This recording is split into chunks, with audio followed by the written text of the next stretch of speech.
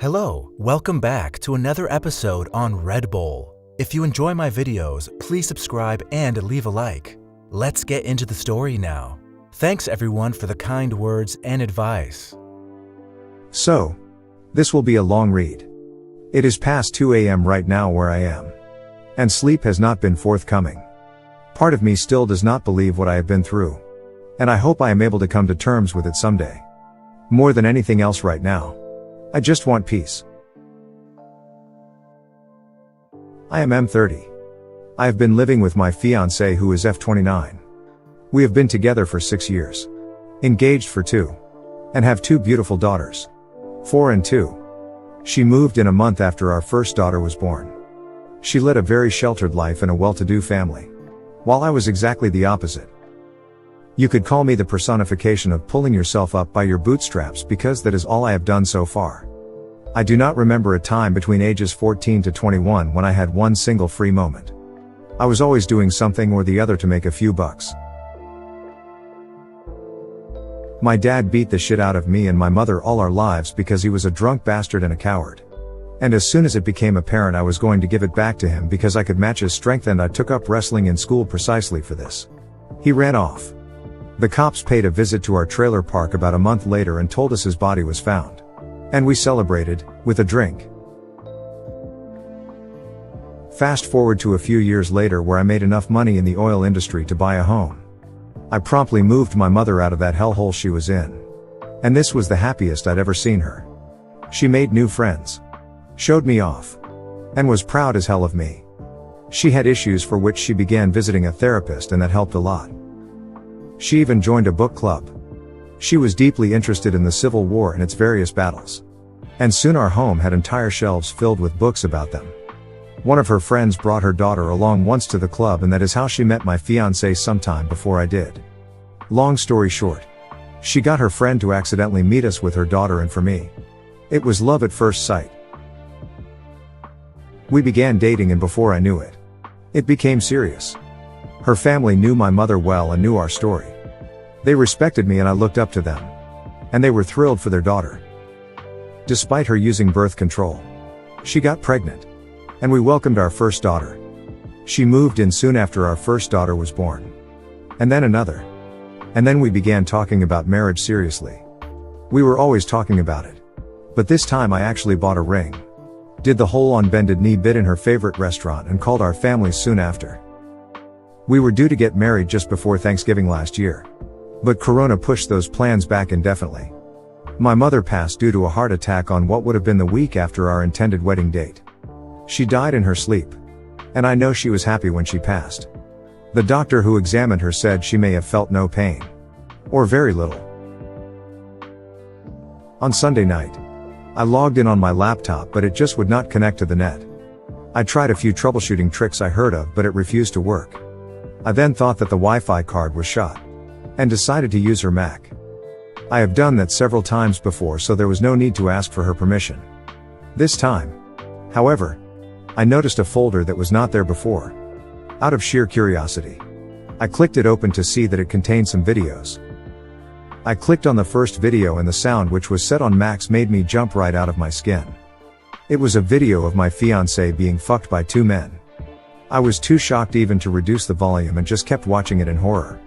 Soon my fiancé heard the moans. She came flying to the room. Snatched her laptop from me screaming, "You had no right." And threw it in the corner. I asked who these 2 were. And she said nobody. And began berating me for infringing her privacy. I raised my voice. Again asked who they were. And she began crying. Our daughters walked in and began crying too. I was too stunned to even react to them.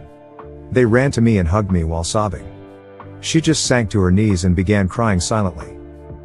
I put them in bed and came back to her and demanded to know everything. She then told me that she was seeing a guy right from the time we were dating, for the last 4 years or so. Then this guy had a friend who was interested too. So her lover approached her with the idea of a threesome. She agreed, and since then they were meeting up in various places across town and other nearby towns for their sexual escapades. She left our daughters with her family and would go to seedy motels in the area. They recorded their encounters so that they'd have memories to look forward to. I am guessing there is another computer in her parents' place that has even more files that I would have to look at.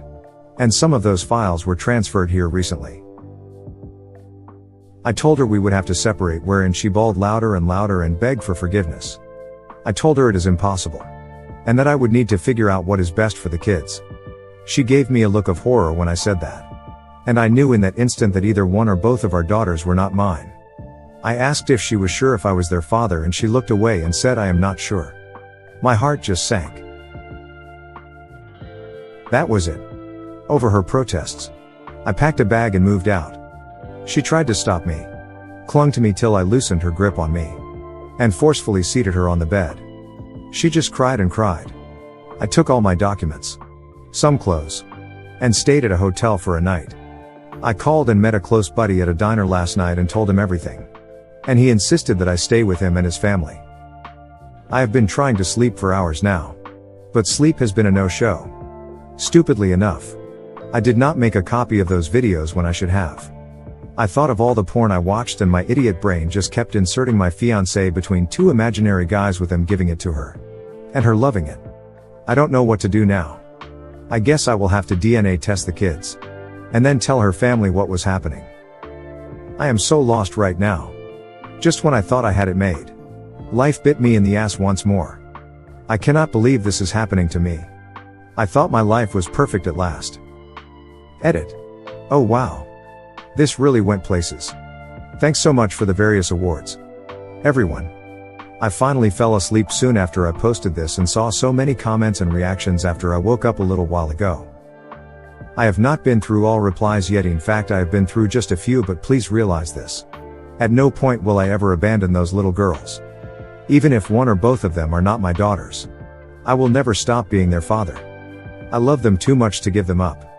A missing chromosome or someone's DNA does not make me an unknown quantity to someone who I have loved for 4 and 2 years wholeheartedly. My ex-fiancée, time to start using that term for her. I guess used to joke half seriously that she felt jealous because I loved them so unconditionally. But I will get them tested, and I will get myself tested for STDs too. I have to leave for work shortly, but I will reply to as many comments when I can. And I will provide a detailed update too when I have the time. I am planning to go back home tonight to retrieve a few things that will help my case. And try to gain access to the videos too if she has not deleted them yet. My friend, the one I am staying with now, has recommended a lawyer, and I might try to meet him too. Thanks again for the massive support. You truly are the best. Thank you for watching.